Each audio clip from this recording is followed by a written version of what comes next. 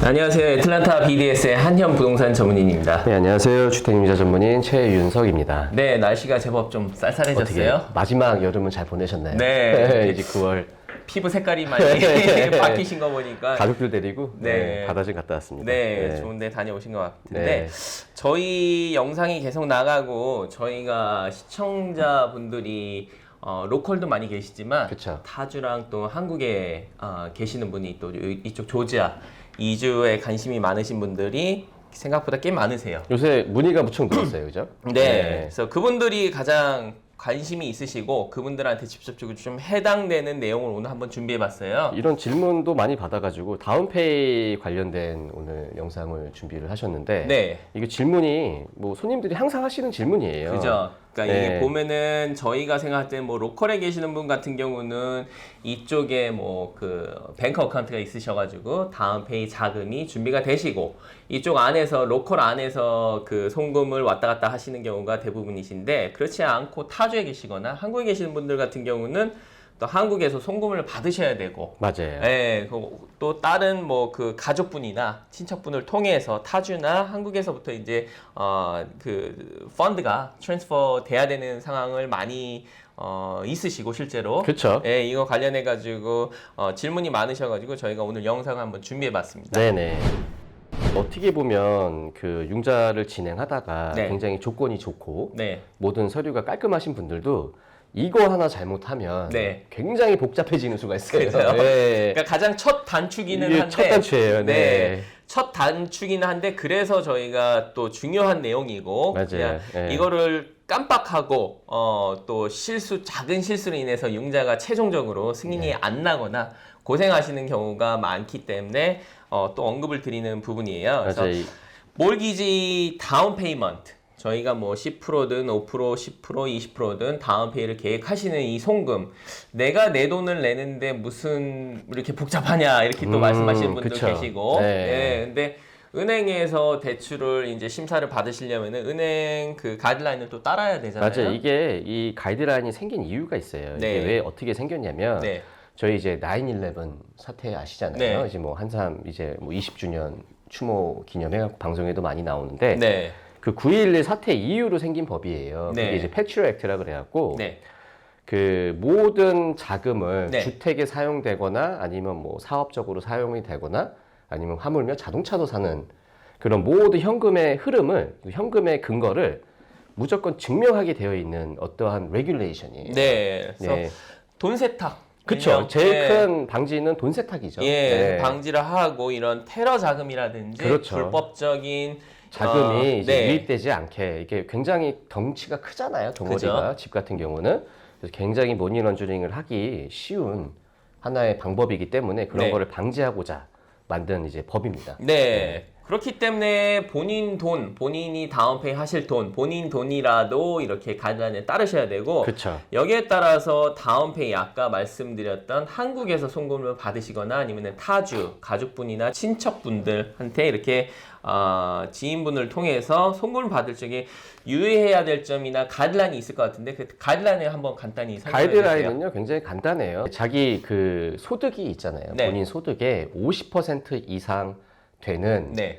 그 어떠한 모든 디파짓에 관련된 서류는 네. 무조건 증빙 서류로 제출을 하셔야 되는 거예요. 네. 뭐 예를 들어서 은행에서 내가 월급을 받는데 뭐 ABC 컴퍼니에서 재직을 하고 계시고 ABC 컴퍼니에서 뭐 자동이체로 월급을 받으시는 건 증빙하실 이유가 없어요. 그죠? 네. 찍히니까. 근데 네. 그 외에 다른 어떠한 모든 디파짓에 그러니까 내 월급의 50% 이상 되는 그런 어떠한 모든 입금에 대해서는 증빙 서류를 제출을 하셔야 되는 거예요. 갯돈이라든지 그렇죠. 뭐 장롱속 밑에 있었던 그렇죠. 현금이라든지 현금이라든지, 그렇죠. 예, 그런 디파짓에 예, 대해서 그래서 제 월급이 10,000불이라고 가정을 하면 5,000불 이상 되는 디파짓부터는 모든 서류를 제출을 하셔야 되는 거예요. 네. 그래서 이렇게 다운페이 머니라든지 디파짓에 대해서 말씀을 하셨는데 저희가 어니스 머니 계약금도 이제 계약이 완료가 되면은 그 계약금이라는 것도 변호사 사무실 혹은 부동산 회사 쪽에다 이제 전달이 되게끔 그렇죠. 되는데 여기에 대해서도 가이드라인이 있어요. 그 가이드라인이라고 하기보다는 네. 이제 내가 계약금을 거는 순간부터 네. 그 달치 혹은 그 전달치 네. 뭐 예를 들어서 뭐 가이드라인상 뭐 저희가 언더라이징을 했는데 한 달치 뱅크 스테이먼이 나올 수도 있고 두 달치를 달라라고 하는 어떤 조건부 승인이 나올 수가 있잖아요. 네. 예를 들어서 한 달치 조건부 승인이 나왔을 때는 무조건 계약금이 빠져나간 달치부터 주는 거예요. 그렇기 때문에 뭐 내가 다운페이 그 계약금을 걸기 위해서 집안에 있던 네. 5,000불을 갖고 와서 5,000불을 현금으로 디파짓을 하셨다면 네. 인정을 받으실 수가 없는 거죠. 예, 인정을 받을 수가 없다라는 거는 그 예를 들어서 뭐 내 잔고가 10,000불이라고 가정을 하면 네. 5,000불이 들어가서 10,000불이 됐다. 네. 원래는 5,000불이 있었지만 네. 그러면 그 5,000불을 빼게 돼 있는 거예요. 그럼 결론적으로는 5,000불밖에 인정이 안 된다라는 네. 내용인 거죠. 기존에 디파짓이 돼 있었던 자금에 대해서만 인정을 받는다. 그러니까 이 말씀이시죠. 증빙을 했을 때 현금 디파짓일 네. 경우에는 이제 인정이 안 된다는 거죠. 네. 그래서 이런 부분들 때문에 미리 준비를 하셔야 되고 이 그 계약금을 저희가 체크로 전달을 하는 경우도 있잖아요. 그렇죠. 뭐 예, 두 가지 요즘은 방법이 있죠. 네. 체크로 전달을 하시거나 네. 아니면 혹은 뭐 송금을 하시는 분들도 네. 계시죠. 그래서 체크로 하실 경우에는 이런 경우가 있어요. 그 와이프분 그리고 또 혹은 본인이 이제 그 계약서 이제 purchase 바이어로 돼 있는데 와이프분이 없을 경우에 근데 그 돈은 이제 와이프분 어카운트에만 있을 경우에 그렇죠, 예, 어카운트가 이제 와이프 성함만 있으신 거죠. 그렇죠. 이제 그러니까는 부부가 네. 어카운트를 따로 관리해서 배우자가 나 대신에 그 계약금을 지불을 하셨다면 그거는 이제 기프트 처리로 하셔야 되는 거예요. 네, 그래서 나중에는 기프트 머니를 받으신 걸로 그렇죠. 이제 인정이 돼가지고 맞습니다. 예, 그런 식으로 이제 처리가 되는 거고. 그렇다면은 여기서 FH 용자 같은 경우는 저희가 지난번 영상에 한번 언급을 했었는데 이런 기프트 머니, 방금 언급드렸던 기프트 머니를 주고받을 적에 주시는 분, 이렇게 증여를 하시는 분께서는 뱅크 스테이먼을 오픈을 해야 된다는 가이드라인이 있었어요. 여기에 대해서 FHA 같은 예. 경우는 저희가 흔히 얘기하는 도너서빌리티를 해야 되는 어떠한 가이드라인에 하나에 속해 있는 융자이긴 해요. 그래서 네. 이제 기존 가이드라인은 도너서빌리티를 해라 네. 라고 하지 뭐 뱅크 스테이먼은 한 달치를 받아라, 두 달치를 받아라, 세 달치를 받아라라고 이렇게 정확하게 명시되어 있진 않아요. 네. 하지만 회사들마다 다 각자의 오버레이가 있거든요. 네. 그래서 우리 회사는 무조건 한 달치를 받아야 된다든지 네. 아니면은 뭐 두 달치를 받아야 된다. 그런 어떠한 조건들이 있어요. 네. 근데 이제 저희 회사 같은 경우는 3일치. 3일치. 네. 네. 뭐 예를 들어서 5일 전에 내가 뭐 어떠한 이유로 뭐 체크를 받아서 내 은행에 뭐 입금이 됐다라고 한들 네. 그 3일 전 네. 그러니까는 내가 뭐 돈을 송금하고 3일 전까지만 보여주면 되지 그 5일 뭐 한 달 일주일 이런 거는 필요 없다는 거죠. 그러니까는 네. 증빙을 할 이유가 없다는 거죠. 네. 3일치만 보니까. 돈을 주셨던 분의 어카운트에 3일치. 3일치. 네, 예, 3일치의 디파짓 히스토리만 증빙을 해주시면 그렇죠. 근데 되는 여기 거고. 3일치에는 네.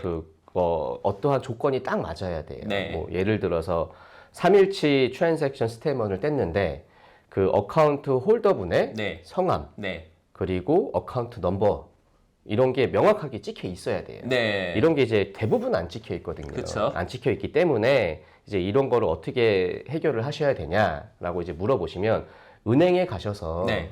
그 뱅크 어카운트 베리피케이션 레터라는 게 있어요. 네. 이 어카운트에 대한 소유주가 누구냐라는 증빙 서류를 받으시면 돼요. 네. 그런 레터를 통해 가지고 증빙 서류로 대처를 하실 수가 있고. 3일치와 이제 그 본인 어카운트 소유가 누구인지에 대한 네. 그런 서류를 받으시면 충분히 해결이 될 수가 있는 부분이고요. 네. 그리고 이제 여기에서 하나 이제 뭐 FHA든 컨벤셔널이든 주의하셔야 되는 게 하나 있어요. 네. 요즘 송금 사기가 너무 많아요. 그쵸. 너무 많기 때문에 저도 이런 거를 경험을 했고 이제 네. 어떤 일이 있었냐면 손님이 저한테 받은 이메일이 아닌데 네. 송금장을 보고 송금을 하신 거예요. 네. 송금을 하셨는데 제가 확인을 해보니 어카운트 넘버와 은행이 너무 다른 거예요. 네. 그래서 바로 가서 취소한 경험이 있거든요. 네. 그렇기 때문에 그 송금하실 때 주의하셔야 되는 점은 변호사 사무실에서 절대 손님한테 송금장을 보내지 않습니다. 네. 그리고 이제 부동산 에이전트 분들도 가끔 보내시는 분들도 계시지만 네. 웬만하면 안 쓰시는 게 좋아요. 그쵸. 안 쓰시고 융자 회사, 네. 그러니까 융자 론 오피서가 네. 송금을 할 때가 되면 네. 송금장을 직접 전달을 해드려요. 네. 전달을 하고 이런 송금 사기를 막기 위해서 또 전화 통화를 한 번 더 해드립니다. 그렇죠. 송금장을 받아서 송금장을 확인을 하고 그 송금장으로 송금을 하셔야 이제 송금 사기를 막으실 수가 있는 거예요. 요즘 굉장히 많이 흔하게 너무 흔해요. 예, 네, 일어나는 너무 흔하기 때문에. 그 사이버 프라우드 중에 네, 하나인데 네. 예, 이렇게 송금을 하시게 되면은 요즘은 와이어 트랜스퍼를 많이 하시니까 송금하시기 전에 한번 전화 통화를 하셔가지고 이 어카운트 번호가 맞으신지 이거를 확인을 하신 후에 송금을 하셔야 되는 것 맞습니다. 같고 항상 더블 체크를 하셔야 되고요. 네. 한국에 계신 가족분들도 마찬가지예요. 그 송금 사기가 많기 때문에 더블 체크 항상 다시 한번 확인을 하셔서 한국에서부터 이제 송금을 하셔야 되는데 컨벤셔널 론 같은 경우는 한국에서 송금을 받는 네.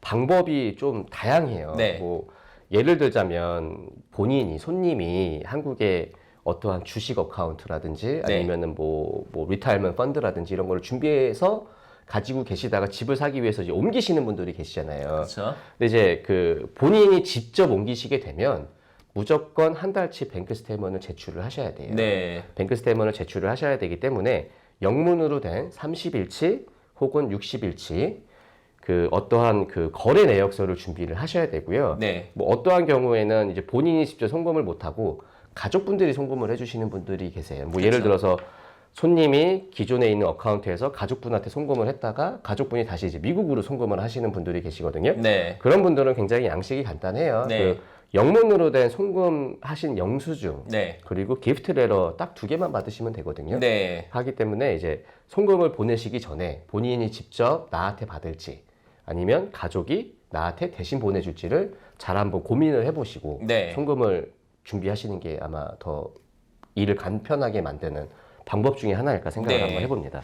보내시기 전에 무조건 론 오피서랑 한번 상의를 하셔가지고 그쵸, 예. 자금이 어디에 있으시고 어떤 방식으로 받으실지를 미리 상의를 하셔가지고 최대한 간단한 서류 양식이 간단한 방식으로 보내시는 게 가장 좋으실 것 같아요. 저 같은 경우는 이제 융자를 진행하게 되면 네. 딱 2가지만 제가 알려드립니다. 네.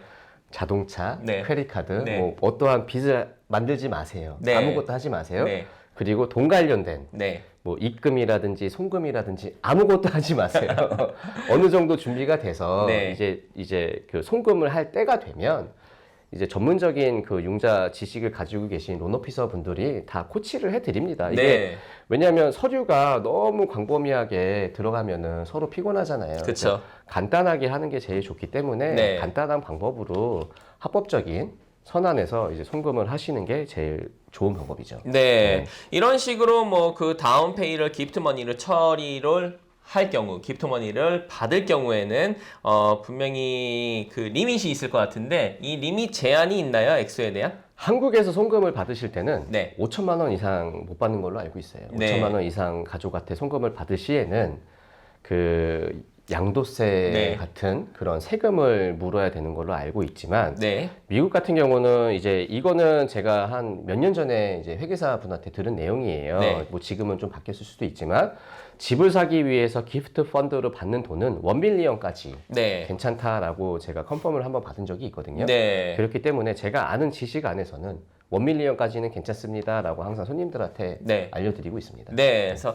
저도 한번 조사를 해봤는데 이 세법이라 저희가 함부로 뭐 그 어드바이스는 못 드리지만 지금 미국에서는 이렇게 받으실 적에 증여를 받으시는 분한테는 세금이 부과가 안 되고요. 증여를 주시는 증여자한테는 납세 의무가 있는데 그 증여자, 그러니까 도너라고 그러죠. 그 증여자분께서 US resident 이쪽에 영주권자시거나 시민권자이실 경우에는 납세 의무가 있습니다. 그리고 그렇죠. 예, 미국 거주하시는 US resident 받으시는 증여를 받으시는 분 don이라고 하는데 그 don이는 일생에 lifetime exemption이라고 있어요. 또 그래요? 예, 트럼프 대통령이 이 금액을 굉장히 많이 올려놨어요. 아. 원래 2017년에는 549만 불까지가 이제 면제가 됐었는데 2018년도에 1118만 불. 예, 엄청나네. 그리고 네. 2021년에는 1170만 불까지 지금 증여세가 공제가 되고 있습니다. 공제가 되고 있군요. 예, 네. 이거 한 사람이 일생을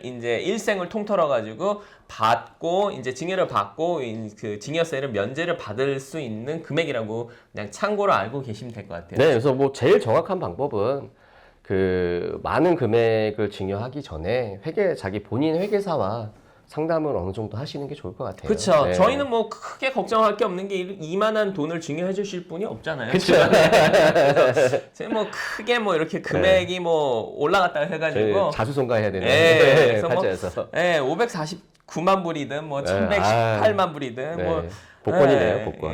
네. 부럽습니다. 네. 증여 받으실 수 있다는 게. 네. 오늘 이렇게 본인 돈을 통하셔가지고 다운페이를 하시거나 계약금을 디파짓 하실 적에 은행에서 요구하는 가이드라인에 대해서 이제 설명을 해주셨는데, 네. 이렇다시피 이제 은행에서 요구하는 방법이라든지 요구하는 서류가 증빙 서류가 있기 때문에 보내시기 전에 론 오피서랑 가능하면 상담을 미리 한번 하시고 어떤 식으로 보내실지 또 어디에 자금이 있으신지를 미리 말씀을 하셔가지고 그쵸. 방법을 가장 쉬운 방법으로 진행하시는 게 좋으실 것 같습니다. 이 외에 또 궁금하시거나 또 평소에 이렇게 알고 싶으셨던 그런 부분에 대해서 저희한테 이메일이나 밑에 답글을 달아주시면은 또 성심성의껏 영상을 준비해 보도록 하겠습니다. 네. 지금까지 애틀란타 BDS의 한현 부동산 전문인이었습니다. 주택융자 전문인 최윤석이었습니다. 네, 감사합니다.